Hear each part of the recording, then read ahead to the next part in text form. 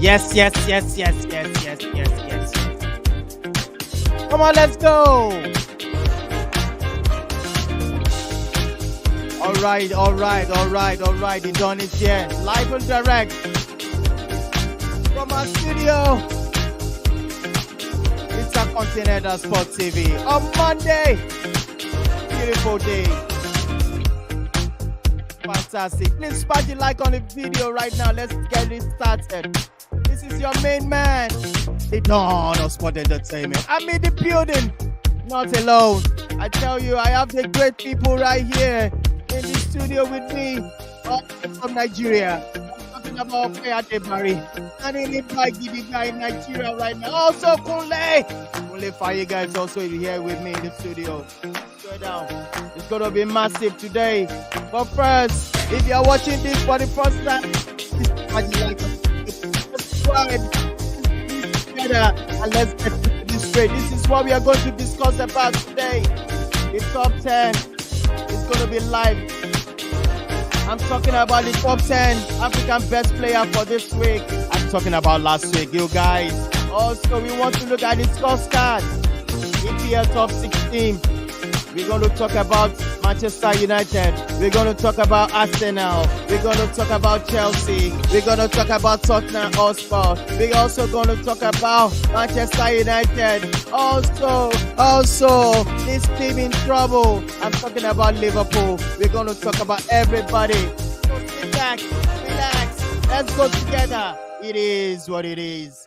It is what it is. But first, a breaking news not too long ago about the English Premier League. It's talking about the English Premier League announces the fixtures. Come on, let's go. Fixtures will resume this weekend from the following 3 games due to events surrounding the Queen's funeral. Oh my goodness.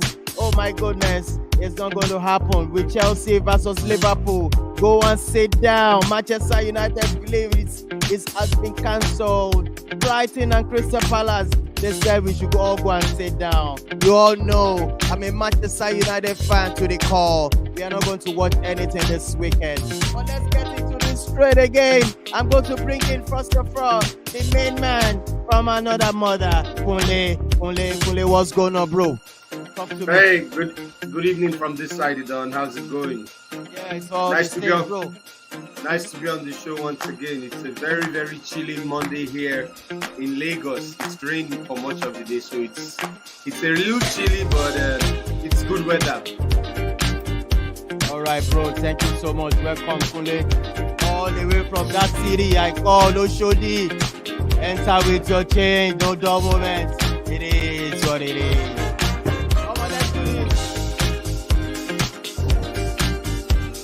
Also bringing in the main man, upwayadebari.com, www.upwayadebari.com in the building. Upway, talk to me. What's going on, bro?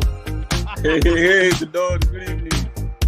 Shout out to Kunle as well. It's a pleasure to be joining the show all the way from Lagos as well, Nigeria. And Kunle was enjoying the weather, but I was swimming in the weather. But I'm right now. Wow. Sorry about that. For me, luckily, I was indoors today, so I guess I was lucky because I know getting caught out in the rain on a Monday can be very dreadful in Lagos. Honestly. Luckily, I was indoors. So.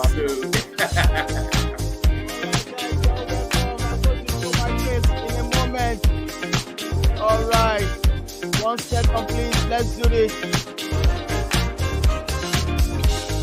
guys. What's going on, bro? It is what it is. Kunle, what's going on? Tell me something. Oh well, it's good. It's a very good. It's a good Monday. Well, I know. Well, there was no Premier League football over the weekend because of the passing of Queen Elizabeth II, and it's something that the British people hold dear. I know some people were like, oh, why couldn't they go ahead and do it? After all, some sports events in the UK still went ahead, like cricket and rugby union were being played. But I said something. The Premier League is the biggest export of the United Kingdom. So they need to lead by example, okay? Rugby is not as big as football. So rugby can go ahead. But if the Premier League was not doing that, I feel it was probably going to send a wrong message. So they just had to do that. But then we had other leagues in Europe that were very active, and they did well. And there was entertainment all through. And also, we had the US Open. We had a new champion in Carlos Alcaraz, a 19-year-old, where no one has seen it. His rise has been so massive. He beat Casper Ruud.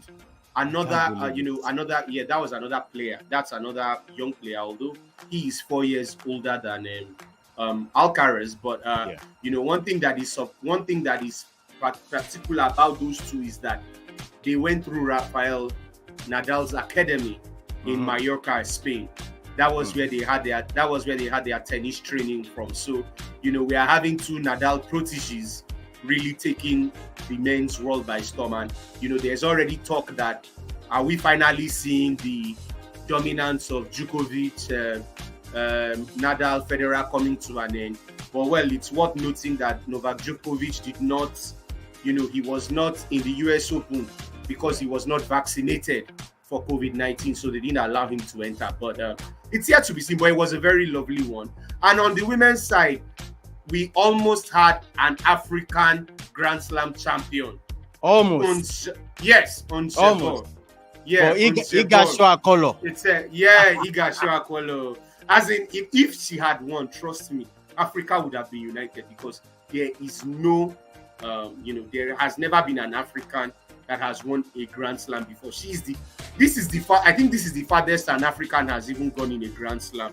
I don't think an African has reached a Grand Slam final before. So, but I believe her time, I believe her chance is coming, because this is the second Grand Slam final she's reaching after the French Open final. So I believe her days are about to come. And finally, in Formula One, Max Verstappen. People can't get enough of that guy. He won in Ferrari territory in Monza in Italy. It was so disappointing, because this was a place where people felt, okay, Ferrari were going to be strong. But Verstappen came strong again by winning the race. This is about the 7th consecutive race he has won. And as things stand, it is very possible he will win the championship in the next round in Singapore. And after Singapore, there are still about 6 races to go. 6? Wow. I want to believe that will probably be the earliest a champion has ever. Yeah, with 6 races to go. He is leading by 119 points. So the championship is as good as he's already, So I know Ferrari fans were not happy like me. Mercedes fans were not happy as well, because they felt, okay, there was a chance for maybe Lewis Hamilton or George Russell, but it was the Max Verstappen show again in Monza, and there's really nothing stopping this guy. I swear down. It's 2022. I swear down. It is what it is. But let's get into this trade. I have a breaking news where I've been displaying it on the screen. The Premier League announces the fixtures will resume this weekend, apart from the following 3 games due to events surrounding the Queen's funeral. That's the matches between Chelsea versus Liverpool, and also Manchester United versus Leeds should go and sit down somewhere. And also Brighton versus Crystal Palace has been cancelled for this weekend. Ope Adebali, what's your take on this, Ope? I'll get straight into it. I won't beat around the bush. This is going to be a problem. It's going to be a problem for certain clubs. It's going to be a problem for the Premier League. However, the Premier League does not have a choice but to accommodate what is going on. First of all, in London, there is a bit of unrest, and the major reason why the games happening in London had to be postponed was because of insufficient police reports. The police in the United Kingdom, or in London to be precise, could really not guarantee the safety of people coming in and out of London due to the preparations of the burial of the Queen. There are a lot of activities that have been going on since Friday, and it's been high-level security. Apart from these Premier League fixtures, Arsenal's Europa League fixture against PSV Eindhoven has been postponed. And UEFA has told us now that, look, the fixture needs to happen before the World Cup starts. So it's a case of security and not being able to ensure the security of the fans going in and out of the stadium. Some football lovers have said, oh, why didn't Arsenal opt to play the game behind closed doors? But, Yeah. From an Arsenal perspective, if you think about it, we have a thin squad. If you watched our opening game, against FC Copenhagen, you would see that a couple of the Premier League starters still deputized, and you would say it was a narrow 2-1 win, even though we did dominate the game. So coming into the first Europa League game of the season at home against a top team, in my own opinion, in PSV Eindhoven, being coached by Ruud van Nistelrooy, they've got good players like Cody Gakpo and Xavi Simons as well, and some other top young Dutch players in that team. Look, they will be a threat to Arsenal, and you cannot rule out the factor of the 12th man, which is the fans. And for Arsenal this season, the Emirates has been a fortress. So I'm sure Arsenal as a club, even Arteta, would let management know that, look, I do not want to play such a game behind closed doors, because I'm sure Arsenal cannot even assure themselves of 3 points away at PSV Eindhoven. So that is the status right now in the Premier League, and sincerely, we hope that good enough, the burial of the Queen is going to happen on the 19th of September, which is next week, Monday. Hopefully, after that, we can get back to business as usual. But for now, Premier League fans and football fans worldwide, we will need to weather the storm. But just like Kunle said at the start, we did have football from other leagues, but I must say once again why the English Premier League is the most sought after league in the world and the best league in the world, because the football buzz around generally was very, very low. When there's no Premier League, it's almost like football isn't happening, sincerely speaking. So we can't wait for the EPL to get back into full gear. I swear down. Thank you so much. Hold on, Kunle. Okay. I want to actually welcome Ayis into the show. Ayis, Anthony, what's going on, bro? Talk to me. You there? Yeah, I'm good, man. How you guys doing? All right. Hey, we're good, boss. Well done. Very well. He's nice to have you. All right. Let's get into this straight. Kunle, you want to say something quickly? Yeah, I wanted to say something. You see, left to me, I understand the hesitation of wanting to play football and all, but let us remember something, that the British monarchy is, in a way, is even more respected than the British government, and it's not something the British story. Left to me, they should also postpone all these weekends fixtures, because if they cannot guarantee security in London, because I'm even surprised, because Tottenham is going to be playing at home to Leicester, I think.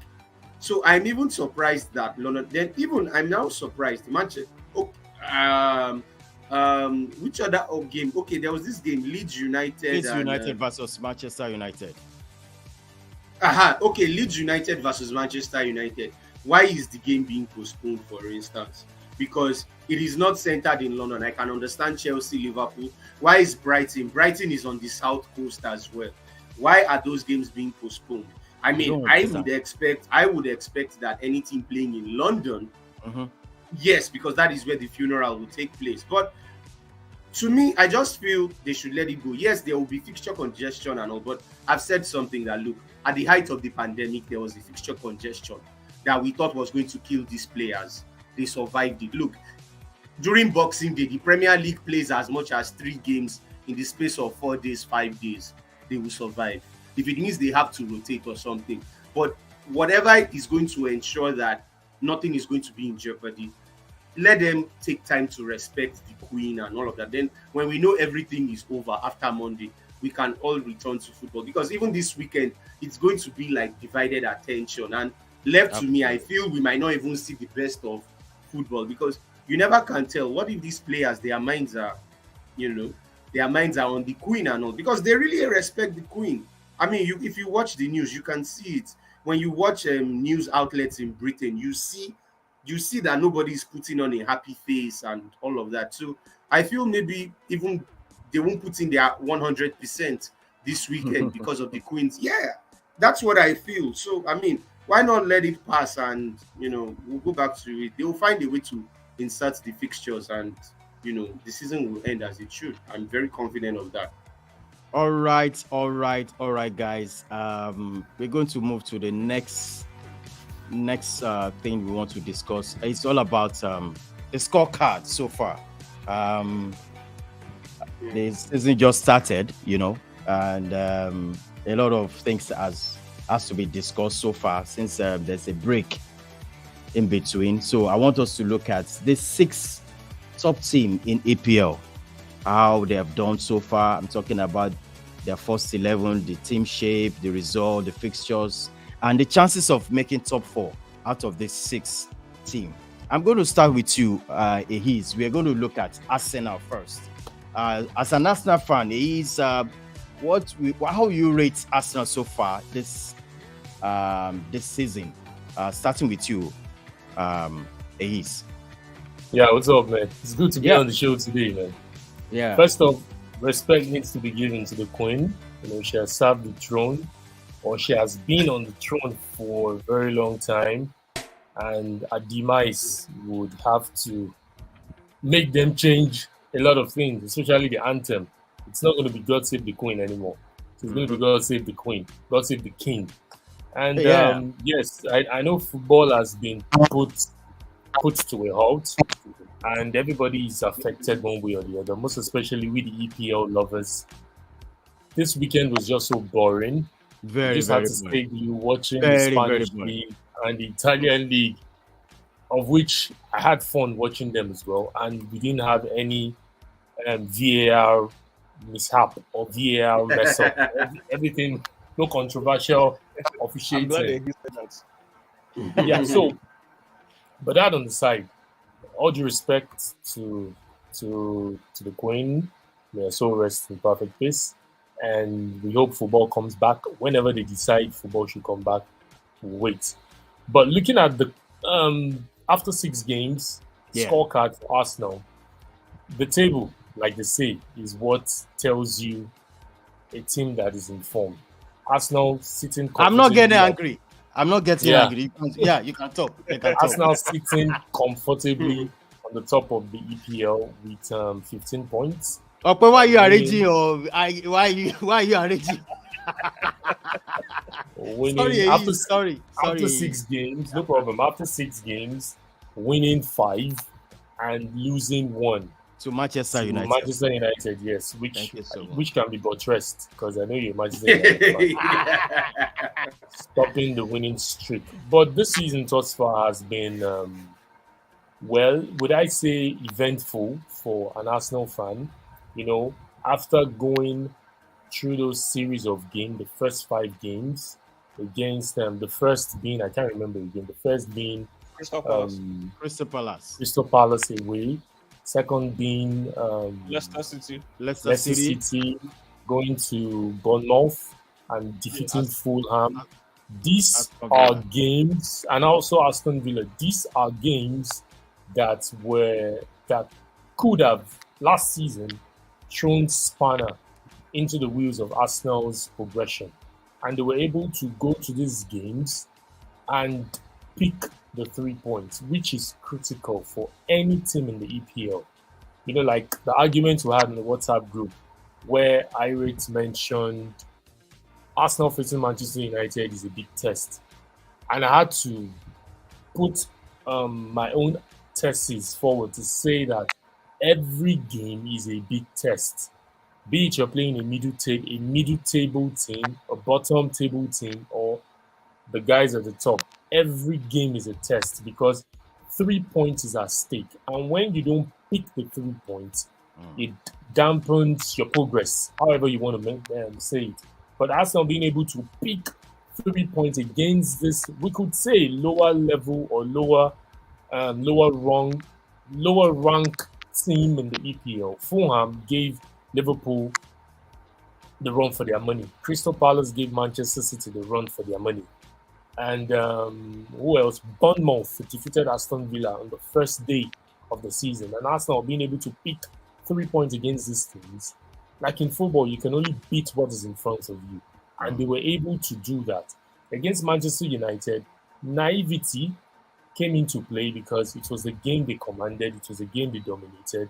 possibly Eric Ten Hag, had to, bring out the magic wand of old of Alex Ferguson, which you have to, take all the pressure, let them dominate you and just hit on the counter. And that was just it. Those two quick fire goals in the second half by Rashford was what killed the flame Arsenal had burning at Old Trafford that day. So you could say a lot to learn from against Manchester United at Old Trafford. And thus far, 15 points. I will talk about Tottenham on the other side. I'll just throw a diss at them. They said, yes, they've not lost. Fine. But I say something. In a league format, if you have two games, if I win one and I lose one, I am better off than that team that draws both games. So that gives me 4 points out of the two games. But the person that I've gone ahead to draw those two games only picks 2 points.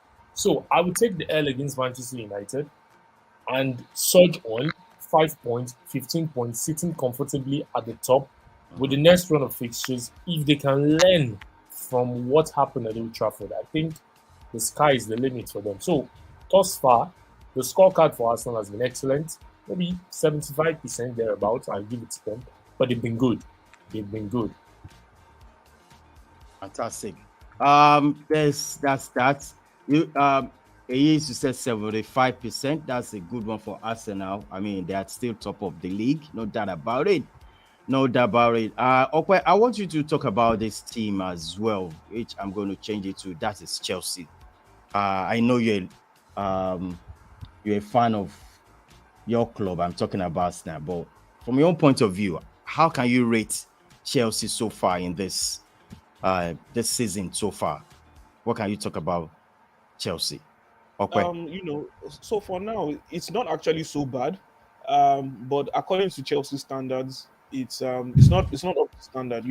A Chelsea team which is used to winning games easily, and I mean, at the start of the season, you expect Chelsea to be all guns blazing, firing on all cylinders, but that has not been the case. And due to the lack of inconsistency, which has also extended to the Champions League, Thomas Tuchel was to blame for this inconsistency, and he has gone. There's a new man at the helm who will be in charge, hopefully from tomorrow, if I'm not mistaken, because they have a Champions League game. So he has a Champions League game that's talking about Graham Potter, and this is someone who is coming from Brighton, who has established a good structure at Brighton. Yeah. And obviously, there's a reason why he joined Chelsea. As far as I'm concerned, I had a theory which I shared, which I believe came to fruition. And I say it came to fruition because of the contract signed by Graham Potter. It's a 5-year contract. So the owners of Chelsea are very much invested in what goes on the pitch. Definitely, you could see that from Todd Boehly. And I think clearly him taking over the club, I don't think Tuchel and him aligned on what goes on the pitch. And clearly, it seems like Boehly wants Chelsea to play in a 4-3-3 formation. However, Tuchel always operated with a 3 at the back. And, sincerely speaking, I felt Tuchel would actually advance Chelsea's team to a 3 at the back after he joined them. For me, him playing a 3 at the back when he took over the team was just a way to curb individual errors and for them to create a balance between defense and attack. I believe they were really, really lacking that under Frank Lampard. And immediately Tuchel came in, they became very solid. They became a solid unit, and there was a good balance between defense and attack.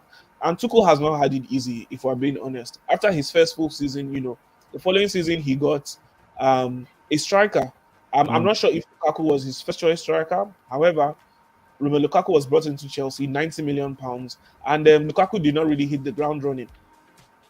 The season goes by and Chelsea suffer lengthy injury layoffs to key players, talking about the likes of N'Golo Kante. And Thiago Silva, as far as I'm concerned, for the last 2 seasons was Chelsea's best defender. Aspilicueta has not been the best, And then obviously you have someone in Reece James who is on and off due to his injury worries. And for the first time this transfer window, it seemed like Tuchel was able to address all the issues and all the things that were wrong with his team. And with the last signing in the piece, which is, Pierre-Emerick Aubameyang, and he only got to work with him for basically just, 4 to 5 years, which is sad. At the end of the day, Chelsea have 10 points in the Premier League. Yes, they lost 2 games, if I'm not mistaken. They lost the game against Leeds, and yes, and I think they lost one more game.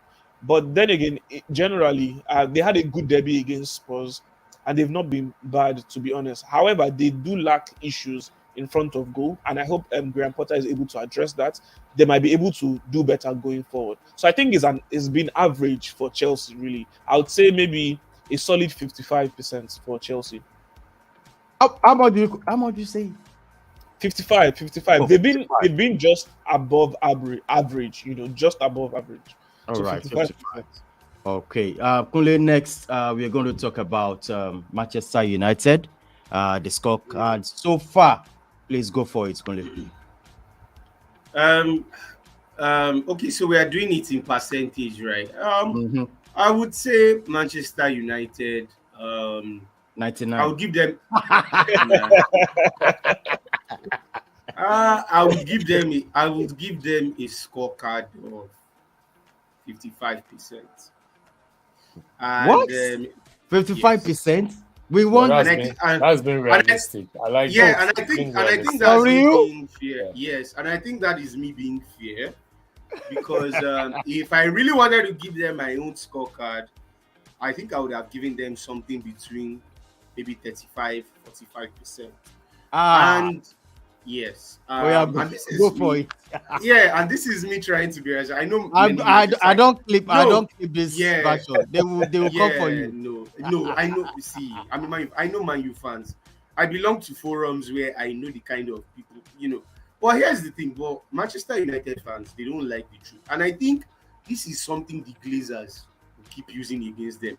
They know Manchester United fans are people who they want to be sensationalized, like they want to feel good, and they don't. What Manchester United fans don't care about the long term. Once they see they are getting these results on the immediate term, they feel heightened. But they don't think about what's going to happen in the future and all. When the future now comes, that's when they will now come and start looking for who to blame and all. Now, I keep saying it that yes, they are on a very good run of form. A form that reminded me, I keep saying it, even though people don't want to hear it, but that's the truth. The early days of Ole Gunnar Solskjaer, when he was the interim manager, where they were just blowing everybody left, right, center with blistering counter attack. I mean, they beat Manchester City, they beat Chelsea, they beat Arsenal, they beat everybody. You understand? But it got to the point where these guys couldn't maintain that standard, and they collapsed. And if any Manchester United fan is being serious, they have to actually be wary about the fact that how does Erik ten Hag want to bring his philosophy into this team? Because it is very clear that they cannot play possession-based football. They cannot. Because shouldn't it be worrying people that Scott McTominay is suddenly playing the best game of his life? Shouldn't it be worrying? A Diego Dalot that we all know is not the best when it comes to defending. Okay, even when it comes to attacking, sometimes it's judgment. But suddenly we are seeing these guys back. I mean, and then Marcus Rashford. Yes, I can understand. Maybe yes, he seems to have a lot of confidence. But what of going ahead? Can we trust Rashford to maintain this form in the next 10, 15 games? This is where you will know that the likes of Manchester City stand apart. You can be rest assured that someone like João Cancelo is going to maintain his form for the next 15, 20 games. So far, he is fit. You will see Erling Haaland. You will see Kevin De Bruyne. You will see Rodri. You will see. But for Manchester United, I think the only person we can vouch for is Christian Eriksen at this point. Remove Christian Eriksen, even Bruno Fernandes, because we know that one in today, out tomorrow. So there is really a lot. And if this is how we are going to be playing, because Ten Hag is really prioritizing trying to get results. Yeah. But if he's playing this way at the expense of trying to build his philosophy, I mean, I am sorry, but I would say maybe it would have been better if we kept Solskjaer than bring this guy. Yes. Because this was the hallmark of Solskjaer's. Because I find it funny. Because you are bringing somebody who is a modern coach, who is in tune with the modern game, but he seems not to be passing it across.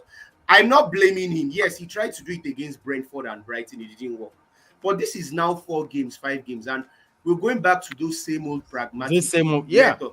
So how long are we going to continue with it? How is Ten Hag going to? Because left to me, I've said it, these guys cannot press because they were not trained that way, right? Even from the academy, you understand, they were not trained. So how is he going to do it?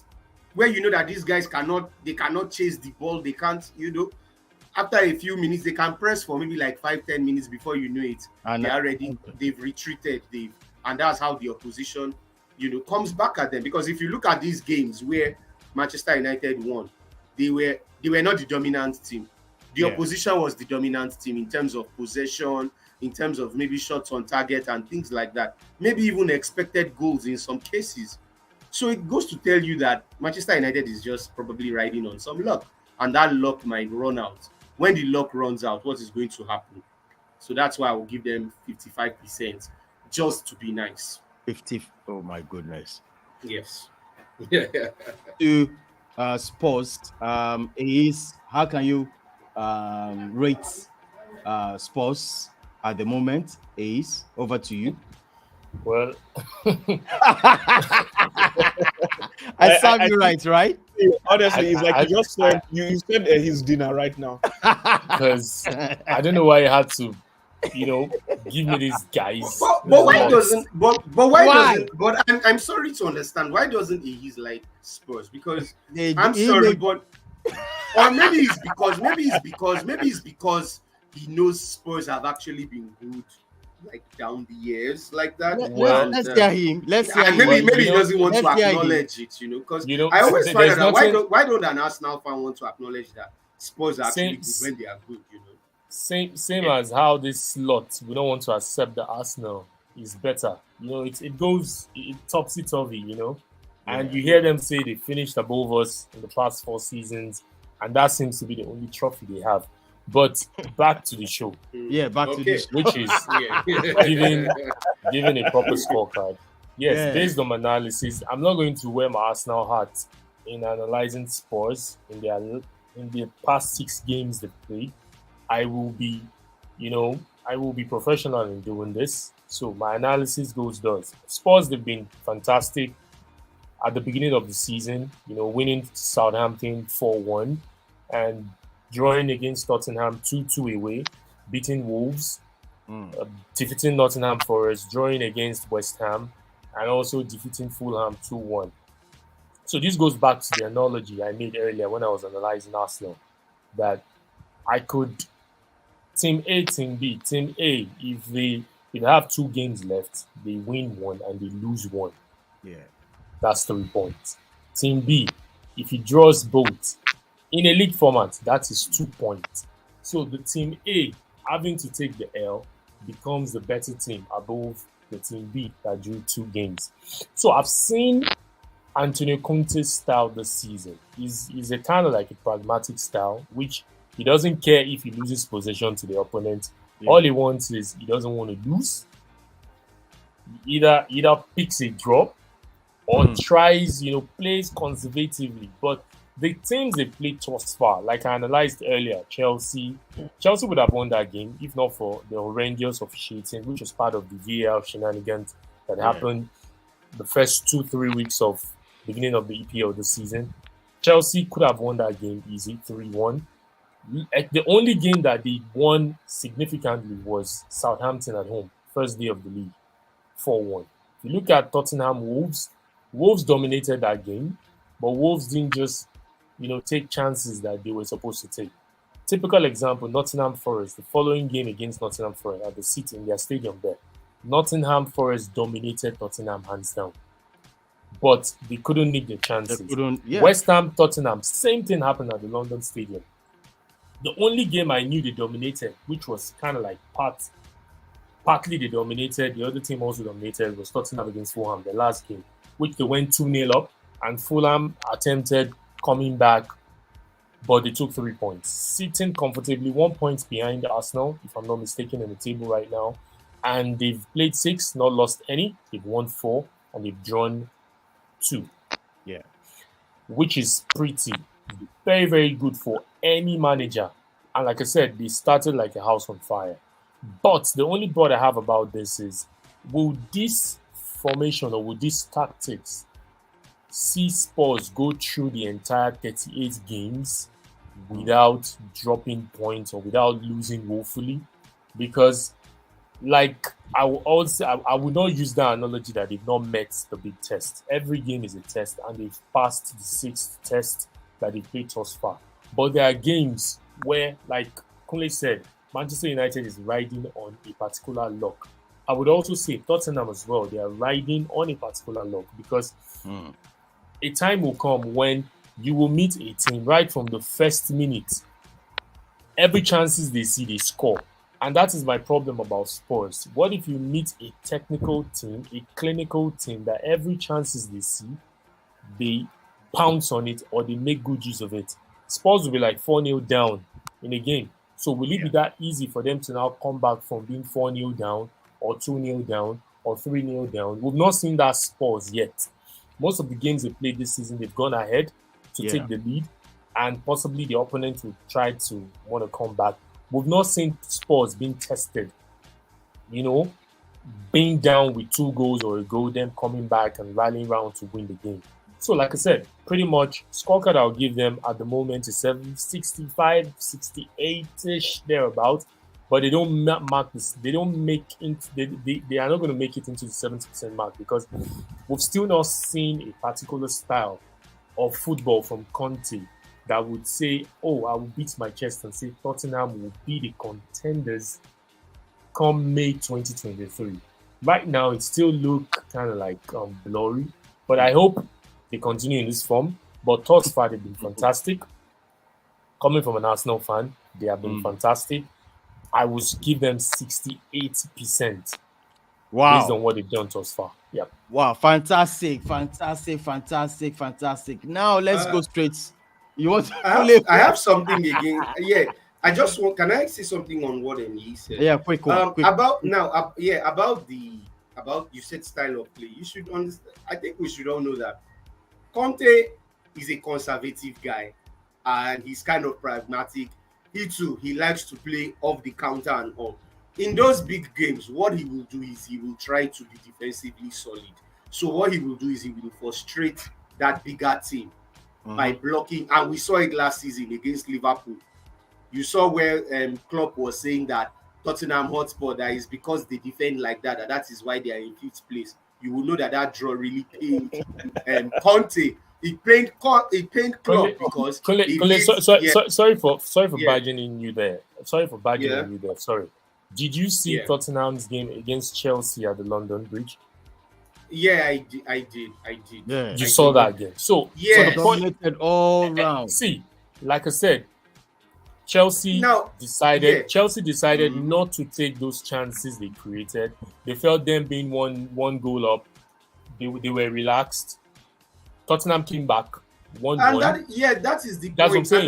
That is where a Tottenham team will come back. That is where a Conte team will come back at you, because we should understand that a Conte team, they will keep pushing until they find that moment while trying to ensure that they're coming back. I feel that Chelsea. Fantastic. Look at the goal. The first goal Chelsea conceded. It was a horrendous error from what's this guy's name? The Brazilian. The Italian, the Brazilian. Jorginho. I understand.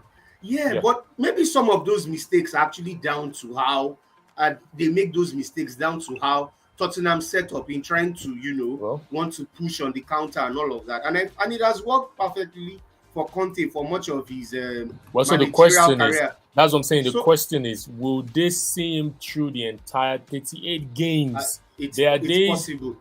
If it could see him, if it could see him, if it could see him, if it could see him to winning the Premier League title, if it could see him to making the top 4 when he just came in January, I'm sorry, I believe it would definitely happen. It can.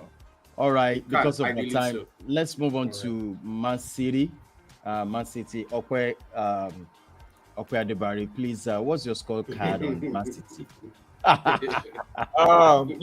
For Manchester City, this is not the same Manchester City that we've seen in years past. Let's be very honest. First of all, Manchester City lost, I would say, key players and key squad players from this last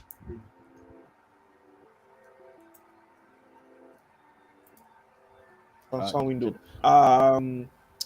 In they lost Raheem Sterling as well, and they lost Fernandinho. Fernandinho was out of the team, and Fernandinho was someone who could play as essential defensive midfielder and also as a centre back, as the case may be. So, in comparison to the players that Man City have brought in now, first of all, good enough for them in attack. After losing someone like Gabriel Jesus, they already secured the signing of Erling Haaland, who is the top goal scorer in the English Premier League right now with 10 goals, and he's got 11 goals in all competitions this season for Manchester City. Brilliant signing for them. He's broken a few records, has the most goals in the month of August, which is absolutely fantastic. And they also signed the young Argentine from River Plate, Julian Alvarez. And I mean, kudos to him. The few games, every game he has played in, when he comes up from the bench, he makes an impact, almost averaging a goal every 2 games that he does play. So that's someone who is a good impact player. We signed Calvin Phillips as well. That's someone who can deputize in the absence of Rodri. And Sergio Gomez from Anderlecht, young Spanish left back, who graduated from La Masia. And Manuel Akanji, finally, who was the last piece to the puzzle. They signed him from Dortmund. However, this does not prove to be quality in depth because Manchester City still lack this, hence them struggling against the likes of Newcastle and also against Crystal Palace. Look, against Crystal Palace, they basically had to give the same type of performance that they gave on the last day of the season against Aston Villa. They had to dig down deep and get that victory because they know that they do have it in them. Same thing with Aston Villa. So it's quite clear that Man City have a problem with their defense, and I don't think Pep Guardiola is so concerned about it. I think that should be a problem for him.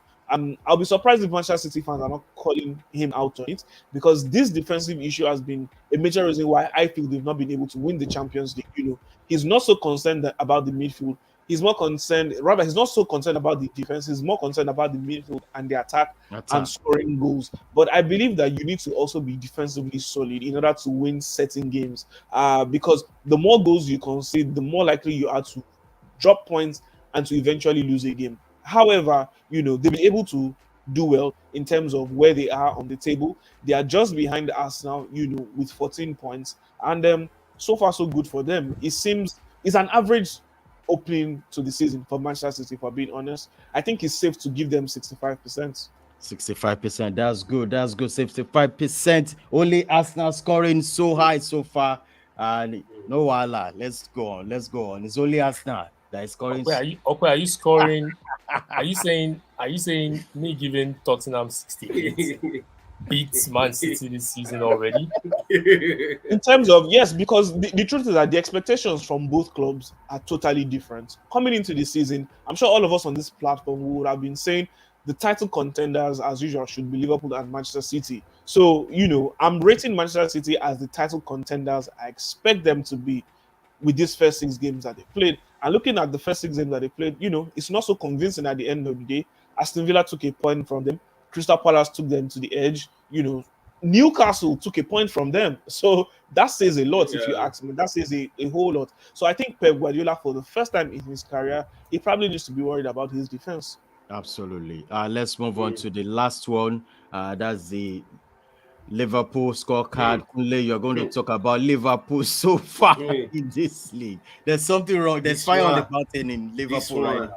Liverpool. Yeah, Kunle, go for it. 15%.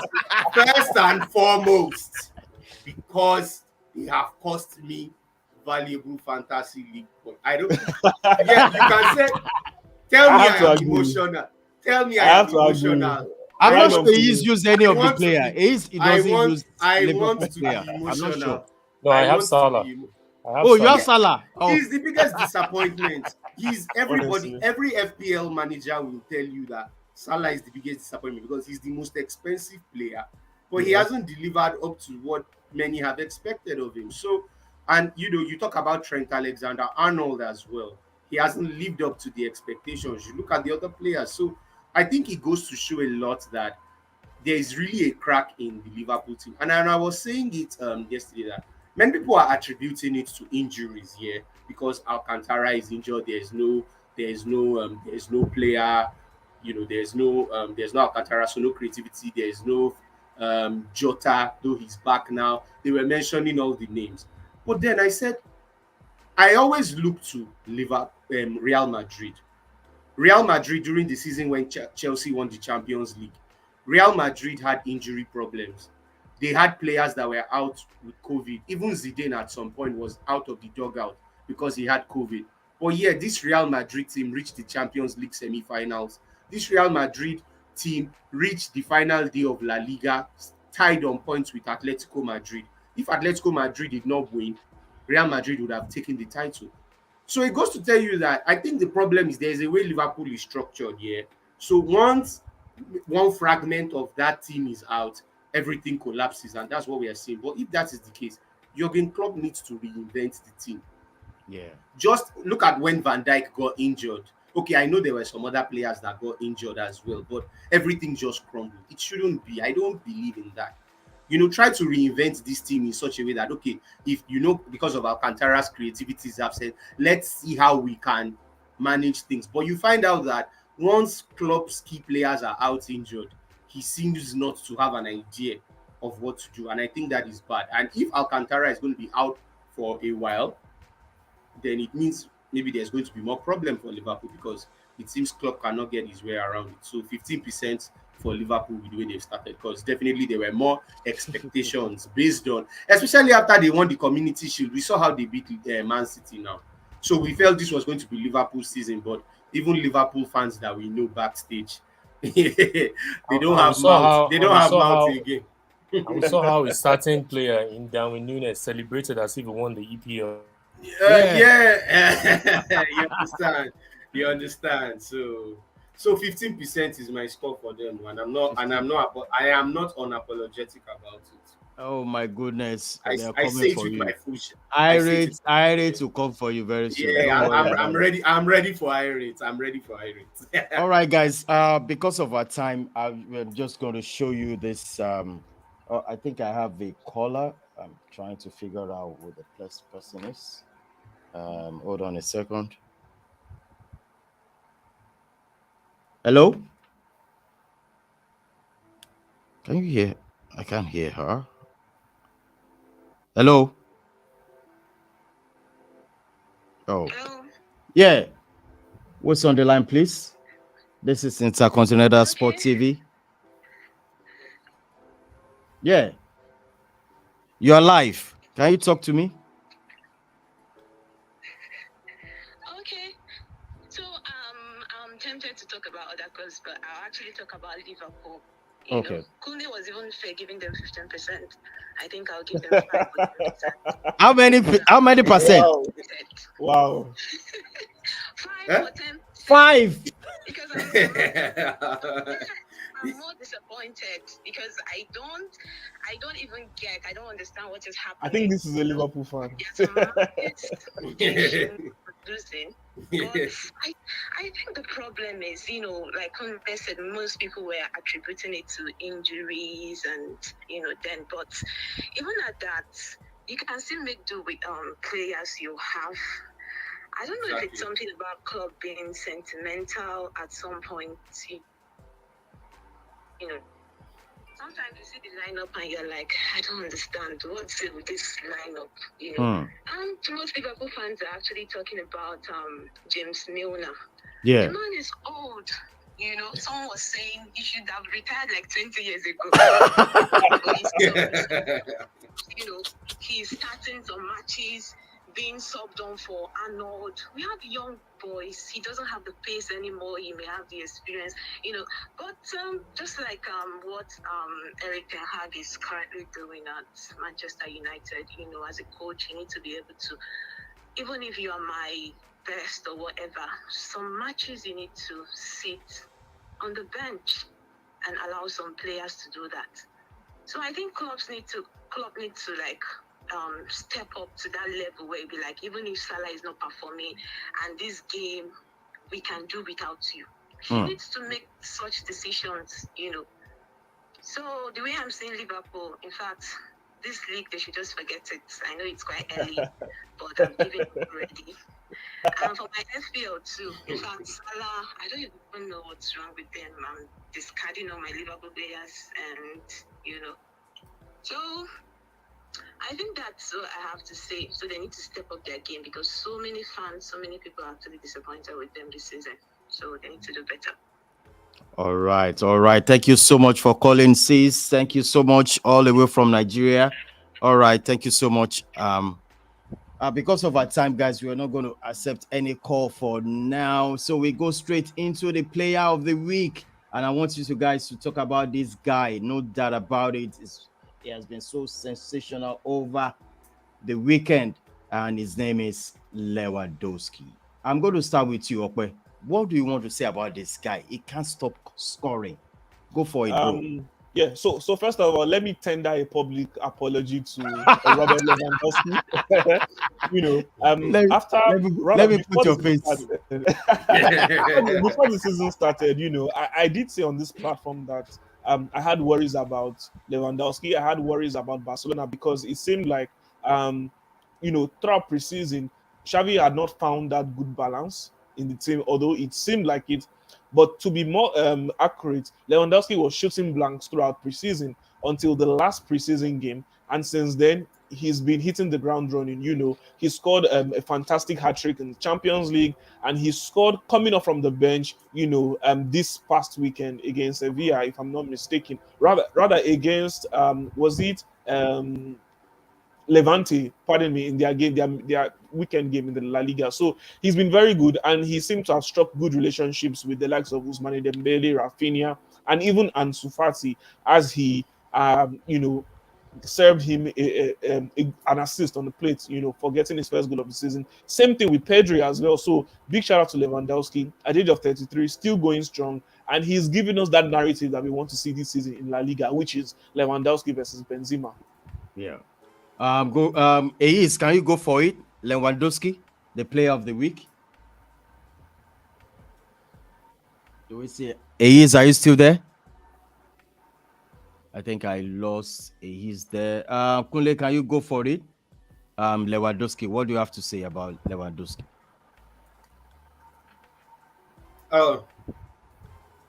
I'm not actually surprised by everything Lewandowski is doing. If there is someone who you would say is a complete forward, he is the one. He is everything you are looking for in a striker. And it goes to show. And the thing about Lewandowski is he reminds me of this guy, Zlatan Ibrahimovic. If not because Zlatan Ibrahimovic injuries have set in of late, Ibrahimovic, you find out that as he was getting older, it seemed he was getting better. I mean, we all remembered when he came to Manchester United from PSG and how he was the one who single-handedly helped United win the Europa League that season, until his unfortunate injury. You saw it even in the League Cup. So it's like that for Lewandowski as well. As he ages, it's like he's getting better. It's funny for a forward, but it's like his intelligence gets better. And you can see from the quality of goals he scores. It's just very good from any angle, outside the box, inside the box, heading, shots. He's got everything. I mean, I would get a Lewandowski right now if I had that opportunity. And trust me, he's going to deliver. So Barcelona, no. And so Barcelona, so the one that people will come when people will be saying, I once said it that I would do anything to get Lewandowski. But I know Lewandowski might not want to come to a Manchester United who, isn't on Barcelona's kind of level in terms of, consistency in the Champions League, at least top 2 in La Liga and all of that, you understand? But if that was the case, I would love to get him. But, he's gone to Barcelona now, and trust me, they will enjoy him, and he might be very well the difference. The way I'm looking at it, Barcelona even look good to probably win La Liga because everything seems to be clicking for them, all because of this guy. So, I mean, they might even go find the Champions League, who knows? And he's going to be the one for it. So, expect more from him. I even think much more from him. Yeah, I think Barcelona really did very well in transfer windows. I mean, no doubt about it. Yeah, they really. I mean, it was a great was a great one. Great It was one. a I mean, great Frank one. Essien, Andreas Christensen, Yeah. Rafinha. Yeah, Signing as in they have Dembele, options. signing They have Dembele's options contract. everywhere. Options. They Great even options. snatched They have this options guy everywhere. from Sevilla. I Jules was thinking Koundé, was going, Jules going to Chelsea. Kunle. So They you did know, very so well. why it's so good is even if someone should get injured now, I'm sorry, but if Lewandowski gets injured now, for instance, they have people they can call. People, I know maybe options. they might not Yeah. be able to understand. If Pedri gets injured, there are people they can call on. If Arujo or is it Jordi Alba now, for instance, there's Yeah. Marcos Alonso Mhm. that can fit in. So they are depth. Even Real Madrid does not have Barcelona's kind of depth, and I feel that might be the difference because Real Madrid doesn't Honestly. really have that much of a big squad, So, Yeah. but Barcelona have wealth of talent, and I feel it is going to work wonders for them this season. All right, guys, this is how far we can go for today's Monday sports review show. It is what it is, guys. First, I want to thank you guys for showing up. It's been very fantastic, but I hope this weekend at least we're gonna have some football to watch. No doubt about it. It's so sad Manchester United won't be able to play the game. Kunle, once again, thank you so much for showing up. It's been a pleasure. Thank you for having me, boss. All right, thank you so much. Kunle, once again, bye. And Okwe, thank you so much for showing up in today's Monday Sports Review show. My pleasure, Don. Always a pleasure to be here. All right, thank you so much, Okwe, once again. Bye for now. And guys, I'm going to leave you with this our top 10 African players. I'm just going to run it. You can watch it. It's been fantastic because over time, I'm just going to show it so that you guys can have fun with it. But first, I want to thank everybody that have subscribed into this channel. And if you have watching this for the first time, please do the needful by subscribing to the channel. This is what they call Intercontinental Sports TV. That's why they call me the Don of Sport Entertainment. No doubt about it. It's been fantastic. So I'm going to leave you with this on the top 10 African players for this week. Let's go for it.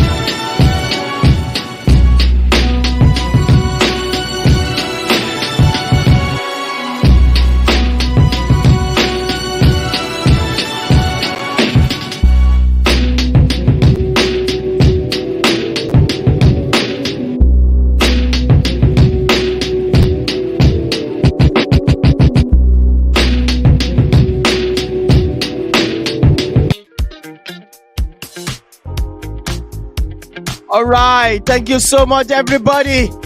That's our winner for this week. Number one winner for this week. I tell you, Kudus of Ghana, Mohamed Kudus, number one for this week on Intercontinental Sport TV. He scored a brace in Ajax Amsterdam, 5-0 over Eresben. No, it is what it is. Manchester United, watch these guys out. All the PL will be on hands on deck on this guy so soon. It's gonna be massive, guys. Same is number 1 for this week on this show, on the Sports Review Show. Mohamed Kudus of Ghana, number 1. On this note, I'm going to leave you with this guy, number 1 of Africa right now. Kudus, big up, bro. Anywhere you are in the world, your brother, only you, man. You're number 1. You're special. You're fantastic. Big up to you. Wonderful. On this note, thanks once again, everybody. I sign out.